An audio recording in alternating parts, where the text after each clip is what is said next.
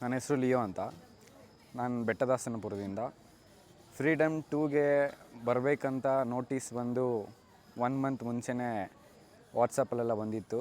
But ನನಗಷ್ಟು interest ಇದ್ದಿಲ್ಲ ಅನ್ನೋ ಅಂದರೆ ಇವಾಗ ಆಗುತ್ತಲ್ಲ ಟೆಂಪ್ಟೇಷನ್ಸು ಆ ಒಂದು ಯೂತಲ್ಲಿ. ಸೊ ಆ ಇರೋದ್ರಿಂದ ಆ ಒಂದು ಇಂಟ್ರೆಸ್ಟ್ ಇದ್ದಿಲ್ಲ.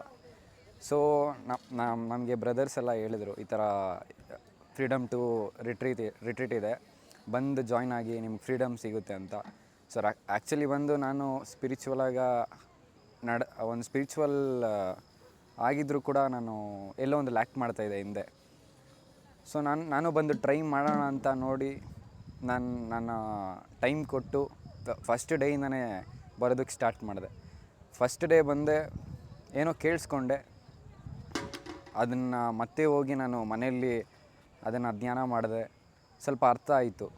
ಸೊ ಆಗ ನಾನೇನು ಅಂದ್ಕೊಂಡಿದ್ದಂದರೆ, ನಾನು ಇನ್ನೂ ಏನೋ ಲ್ಯಾಕ್ ಮಾಡ್ತಾಯಿದ್ದೀನಿ ಅಂತ ನನ್ನೊಳಗಡೆ ಅನಿಸ್ತು. ಆ ಲ್ಯಾಕ್ ಮಾಡ್ತಾಯಿದ್ದೇನೆಂದರೆ, ನನ್ನ ಒಂದು ಥಾಟಿಂದ ನಾನು ನಡೀತಾಯಿದ್ದೆ. ನಾನು ಸ್ಪಿರಿಚುವಲಾಗ ಮೊದಲಿಂದ ಇದ್ದರೂ ಕೂಡ, ಬಟ್ ನನ್ನೊಂದು ಥಾಟಿಂದ ನಡೆದಾಗ ನನ್ನಲ್ಲಿ ಆ ಒಂದು ಹೋಲಿ ಸ್ಪಿರಿಟ್ ಅನ್ನೋ ಎಕ್ಸ್ಪೀರಿಯೆನ್ಸ್ ಆಗ್ತಾಯಿದ್ದಿಲ್ಲ.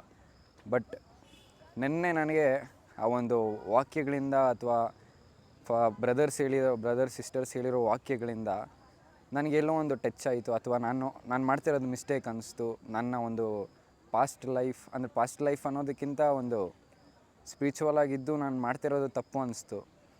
ನಾನು ಇನ್ನೂ ಸ್ವಲ್ಪ ಅದನ್ನು ಬಿಲ್ಡ್ ಮಾಡ್ಕೋಬೇಕು, ನಾನು ಸ್ಪಿರಿಚುವಲ್ ಲೈಫನ್ನ ಸ್ಟ್ರಾಂಗ್ ಮಾಡಬೇಕು ಅಂತ ನನಗೊಂದು ಫೀಲ್ ಬಂತು.